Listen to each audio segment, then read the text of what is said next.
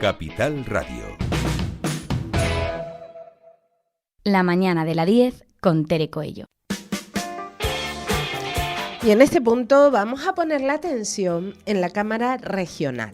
La pobreza continúa siendo en Canarias, continúa situada en los primeros puestos del Estado, a pesar de que la Consejería de Bienestar Social del Gobierno de Canarias destine 213,5 millones de euros para combatirla.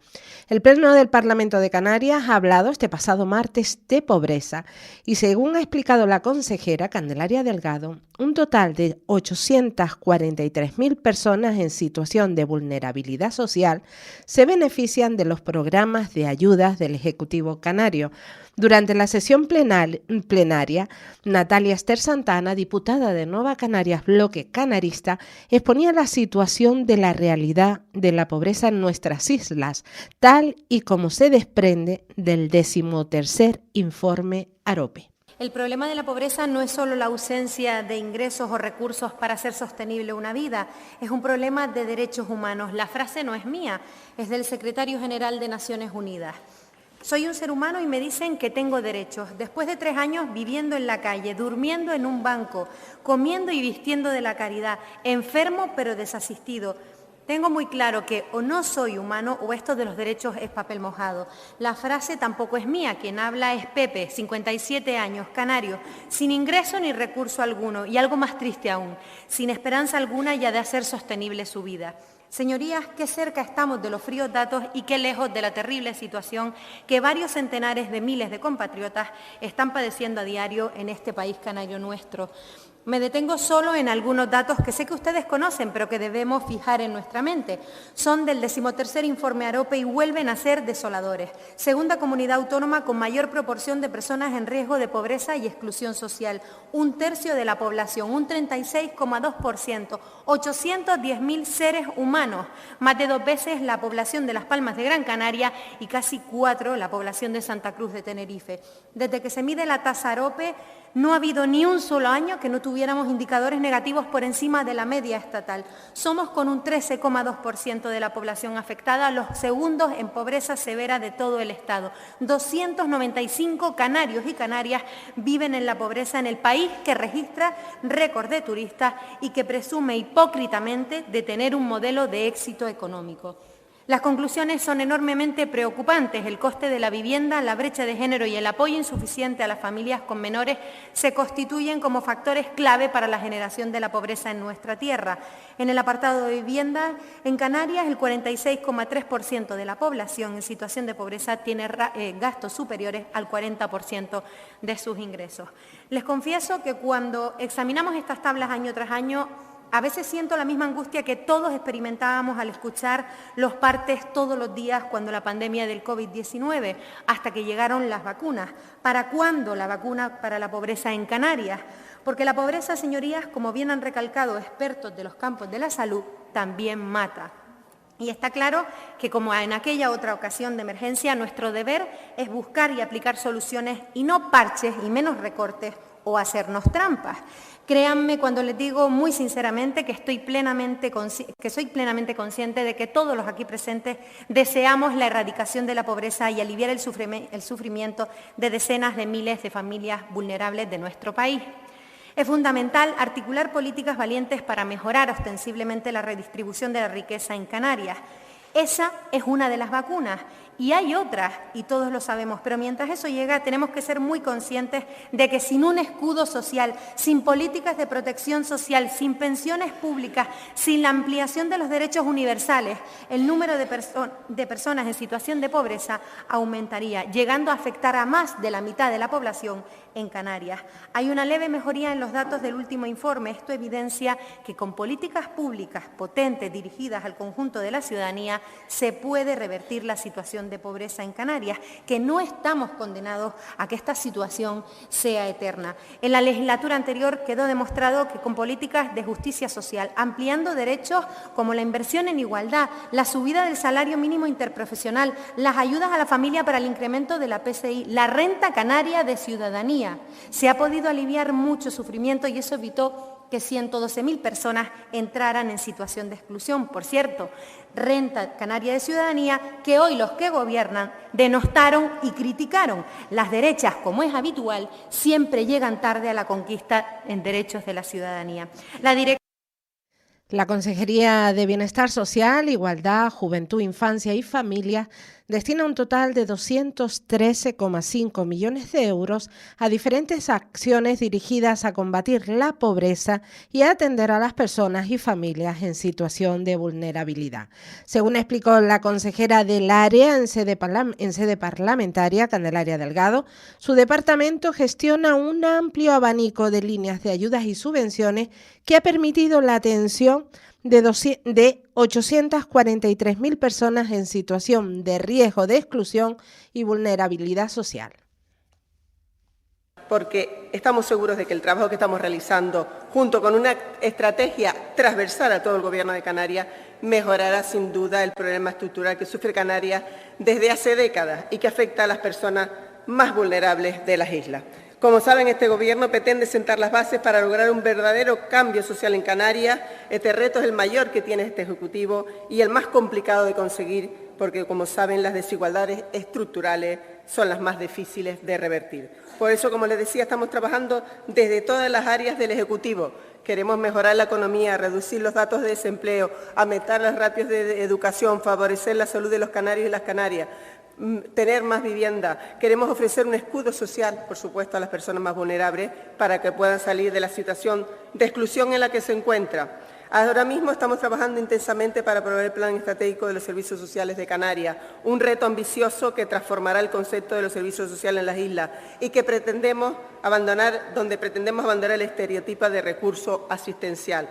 No podemos olvidar que las cifras de Canarias en cuanto a pobreza, exclusión social o privación material de básica son muy preocupantes, por lo que entendemos que las actuaciones han de ser eficaces y cumpliendo con las normas, al tiempo que exigimos a la Administración del Estado que cumpla con sus compromisos en la materia. Solo para combatir la pobreza, esta Consejería destina en el área de servicios sociales un total de 213,5 millones de euros que benefician a 843.000 canarios y canarias. Delgado subrayó el trabajo conjunto realizado con los ayuntamientos, administración más cercana a la ciudadanía y puerta de entrada a los servicios sociales en la gestión del Plan Concertado de Prestaciones Básicas de Servicios Sociales. Dicho plan otorga cobertura financiera a los servicios sociales municipales y los recursos dirigidos a las familias en situación de mayor vulnerabilidad social, entre ellos los servicios a las familias de ayuda a domicilio, los centros de día, atención a las personas en situación de riesgo social y recursos para personas en situación de pobreza y de exclusión social. Para conseguir mejorar las circunstancias sociales de las islas necesitamos el apoyo del Estado, de los ayuntamientos. Sin ellos no se puede mejorar la atención a la ciudadanía. En este sentido, una de las primeras acciones que llevamos a cabo era convocar a los 88 ayuntamientos de toda Canarias para mejorar la coordinación interadministrativa. Somos conscientes de que si queremos continuar combatiendo las situaciones de pobreza y exclusión, en especial en aquellos hogares donde hay menores a cargo, debemos continuar reglamentando la ley de la renta canaria y ciudadanía. Para hacerlo y no perjudicar a los canarios y las canarias, estamos inmersos también en desarrollar y aprobar el decreto de reglamento en el que se regula el complemento a las pensiones no contributivas con todas las garantías jurídicas que aún estamos esperando el cambio normativo que el Estado tiene que hacer. Además, estamos trabajando para ampliar la cobertura de esa renta canaria de ciudadanía en relación con la población en riesgo de pobreza, para lo que es fundamental mejorar el alcance del ingreso mínimo vital. Con el fin de conseguir este objetivo, valoramos incluso asumir la gestión de ese ingreso mínimo vital si el Estado nos lo delega no solo las competencias, sino también los recursos necesarios para ello. Por otro lado, la Consejería incrementó recientemente la plantilla del personal de la Dirección General de Servicios Sociales que gestiona la Renta Canaria de Ciudadanía con 20 nuevos efectivos, con los que se pretende agilizar las listas de espera y resolver el problema que nos encontramos al asumir las competencias de esta Consejería. Somos muy conscientes de la gravedad de lo expresado en el 13 informe, 13 años, informe sobre el estado de la pobreza en Canarias elaborado por la Red Europea de Lucha contra la Pobreza y la Exclusión Social, EAPN, que indica que la tasa europea de niños y niñas adolescentes en Canarias en el año 2022, el 47,8%, es la mayor de las comunidades autónomas. Este dato implica que casi la mitad de la población en estas edades se encuentra en riesgo de pobreza o exclusión social. Por tanto, un dato preocupante, especialmente porque representa un mayor porcentaje que en el año 2015, momento en que ya era alto de por sí. Ahora bien, desde la perspectiva de su evolución, teniendo en cuenta los indicadores de años anteriores, se valora positivamente una reducción, lo cual podría reflejar una tendencia de mejora en las condiciones de vida de los niños y las niñas en Canarias.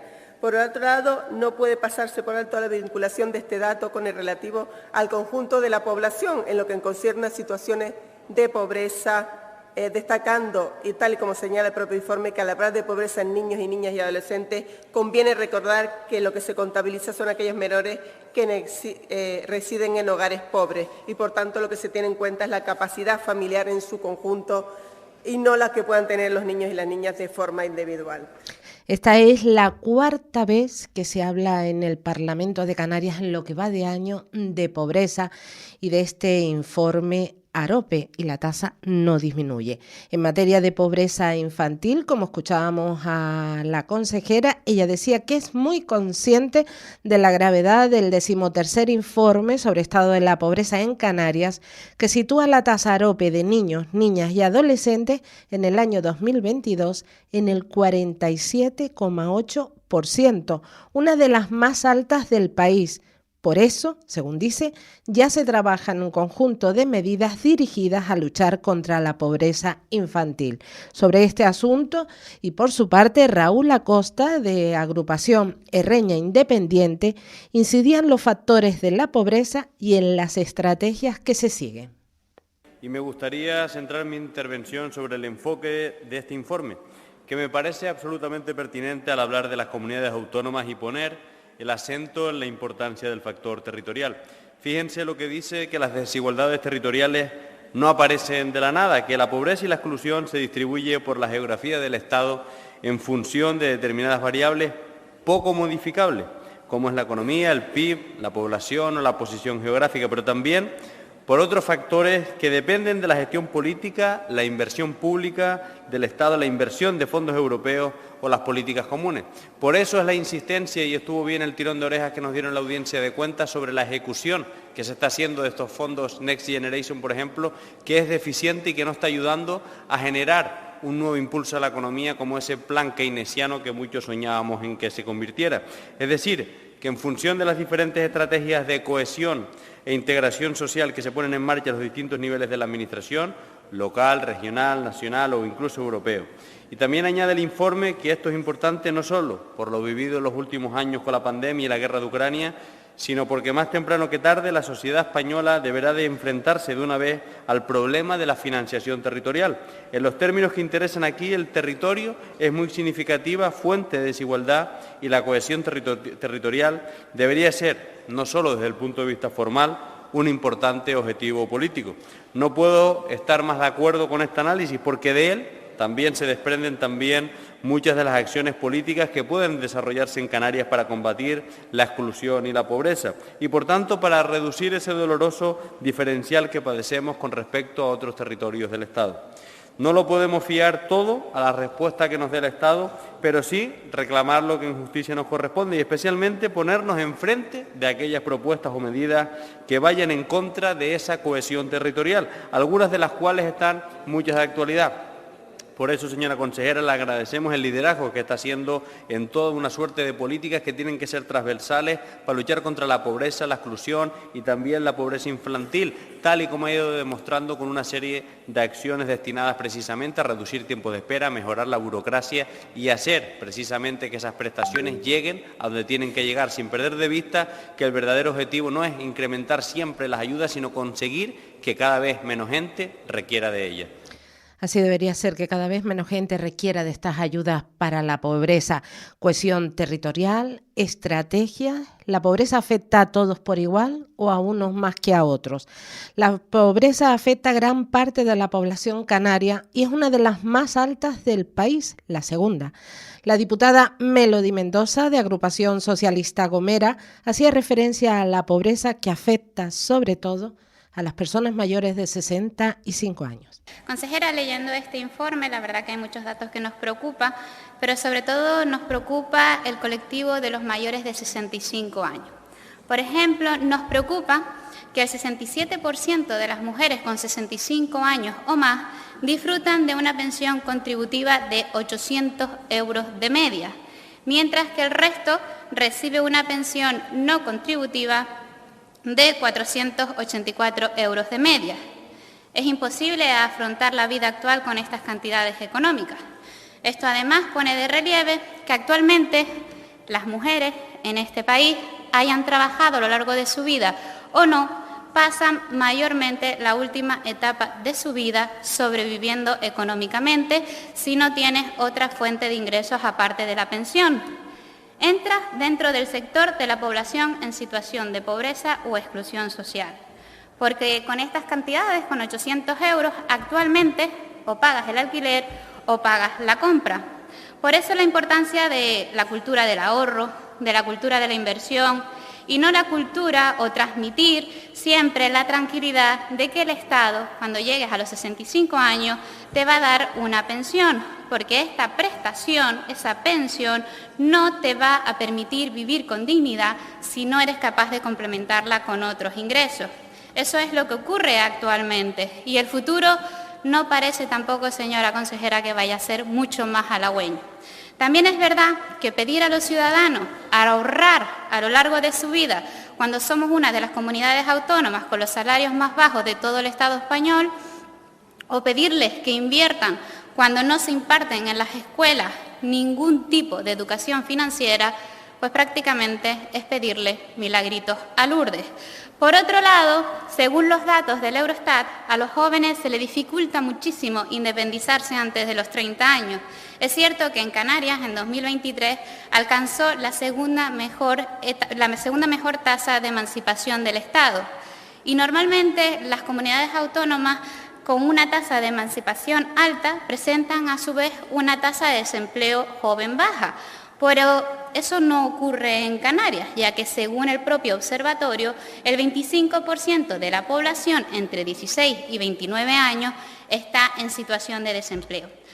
Los que se han conseguido emancipar, pues lo han hecho principalmente en viviendas de alquiler y de manera conjunta con otra persona. Ya se lo dijimos al consejero de Obras Públicas y Vivienda en la comisión pasada, que es importante que insista al Estado que convoque el bono de alquiler joven, porque es el único respiro que pueden tener este sector de la población para afrontar el encarecimiento de la vivienda.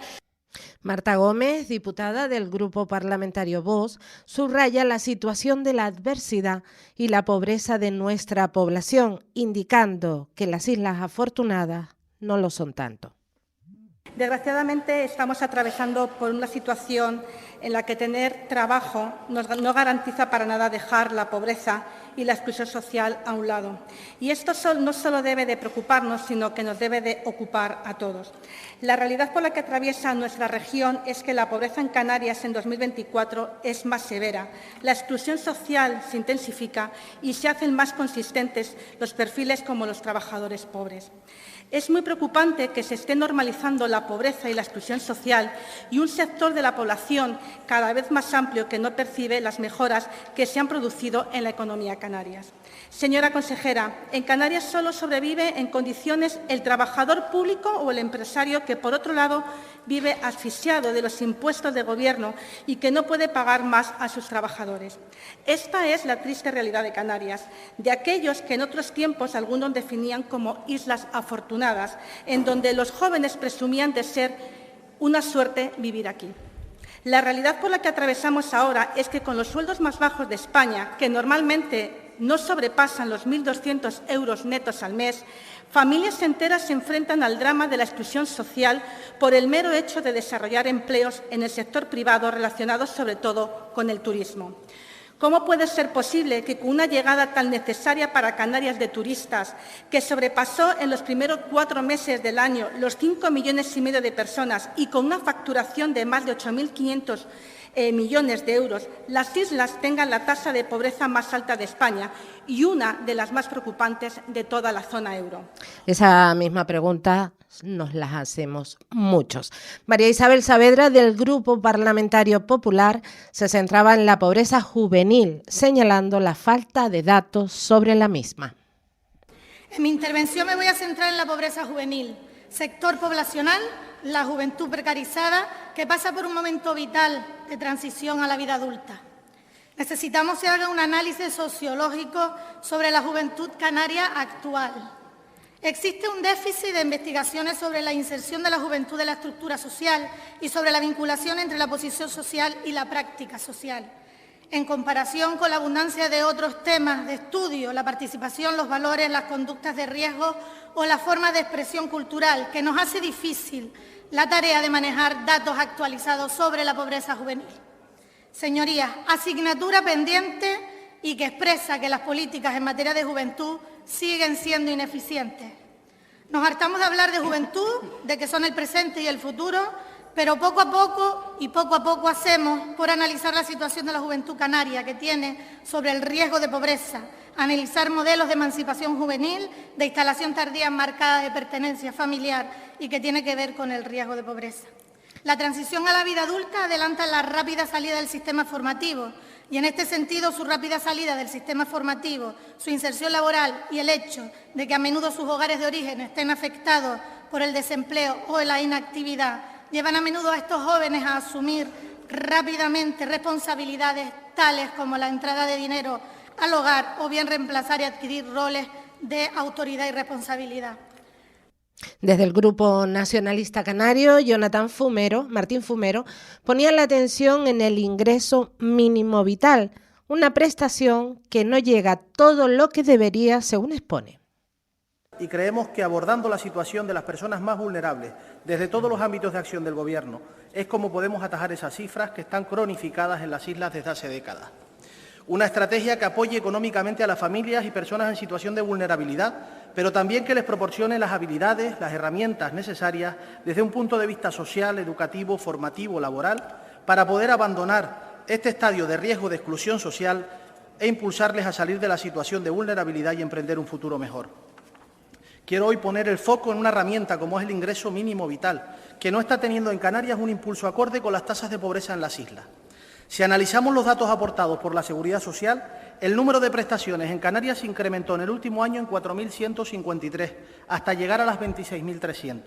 Sin embargo, en otras comunidades con un porcentaje de población en riesgo de exclusión social menor que el de Canarias y con una población en un rango similar al nuestro, como el País Vasco, por ejemplo, observamos cómo el número de prestaciones allí aumentan en 5.202, más de 1.000 prestaciones más que en Canarias en un año, cuando tienen un porcentaje de población en riesgo de exclusión social muy inferior y una renta per cápita muy superior a la nuestra. Esta es la comparación más llamativa, pero si comparamos también los datos con otras comunidades como Castilla y León, como Castilla-La Mancha o con Galicia, ocurre exactamente lo mismo. Tienen una incorporación de prestaciones al sistema mayor que Canarias en el último año, a pesar de contar con una situación socioeconómica de partida mejor. Por lo tanto, hay que revisar qué está pasando para que esta situación se esté dando. Si se mejora la cobertura del ingreso mínimo vital, la renta canaria de ciudadanía, que es complementaria, de la que ya se benefician más de 13.000 personas, se podría destinar como un complemento más efectivo para las familias. En la misma línea de lucha contra la precariedad, deberíamos realizar el cambio legislativo que permita compatibilizar la renta canaria de ciudadanía con las pensiones no contributivas, sin que exista riesgo que implique la pérdida de esta última para las personas beneficiarias. Desde el Grupo Parlamentario Socialista, la diputada Elena Mañez subraya la forma de gestionar la crisis como responsable de que se haya agudizado la pobreza. Si hay algo que destaca en el informe AROPE es precisamente la importancia que tiene el escudo social. En plena pandemia, en la peor crisis que ha vivido Canarias, con una caída del PIB de más del 19%, gracias a ese escudo social vimos cómo año tras año se iban reduciendo las tasas de pobreza en Canarias, la tasa AROPE del 39 en 2020 al 36 o la tasa de riesgo de pobreza que estaba en 29% en 2022, frente a la peor dato de tasa de pobreza en Canarias, que fue en el año 2016, el peor de la serie histórica. Esto que pone en evidencia dos formas distintas de gestionar una crisis, una que garantizó y protegió a los más vulnerables frente a otra gestionada por el Partido Popular y en Canarias por Coalición Canaria, que al final llevó a las mayores tasas de pobreza.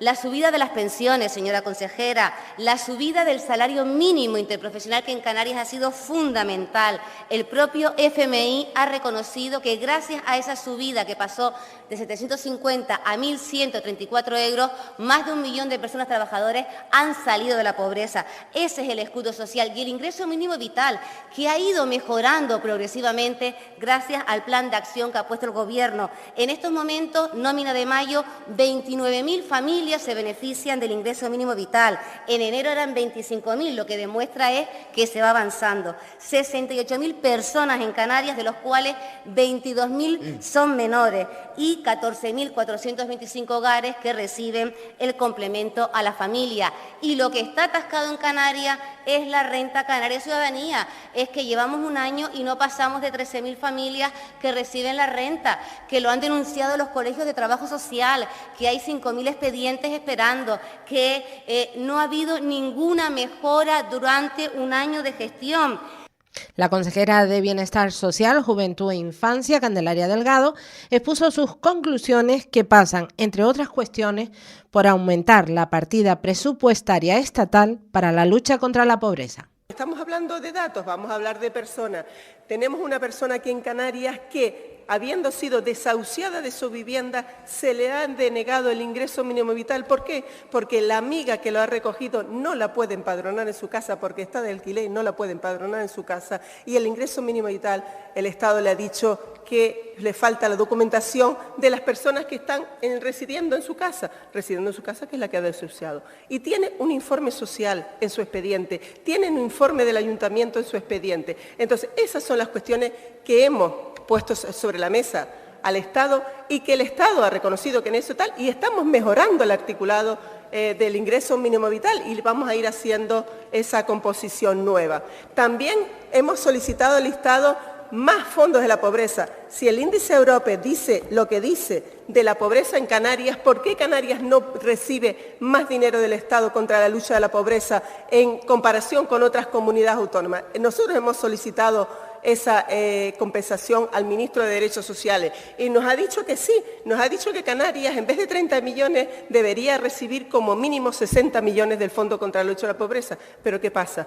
Que no hay presupuestos en el Estado. Entonces esperaremos a los presupuestos del Estado, esperaremos a poner más dinero tal. Y hemos incrementado las partidas, si tanto le preocupa las ayudas del área de la mujer a las víctimas, le diré que las hemos incorporado 2 millones de euros a las partidas del ICI para todas las solicitudes que estamos. Solicitudes que, por cierto, les digo que llevan un retraso de 2 años. De nada le sirve a una víctima de violencia de género que 2 años después es cuando reciba la ayuda. Y eso lo hemos hecho nosotros. ¿Por qué? Porque hemos reforzado también el personal, porque el Instituto Canario de Igualdad también tenía carencias de personal.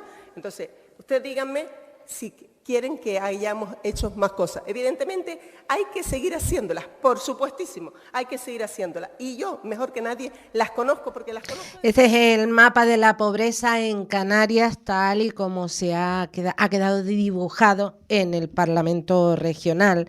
¿Y qué se hace para combatirla? Se han escuchado subvenciones, ingreso mínimo vital, partidas, pero poco se ha hablado de crear herramientas óptimas para la puesta en marcha de puestos de trabajo. Ahí queda. En este punto hacemos la desconexión regional. Gracias a todas las personas que nos han acompañado a través de Capital Radio Canarias. Escuchamos Publi, escuchamos información nacional y continuamos. La mañana de la 10 con Tere Coello. Capital Radio.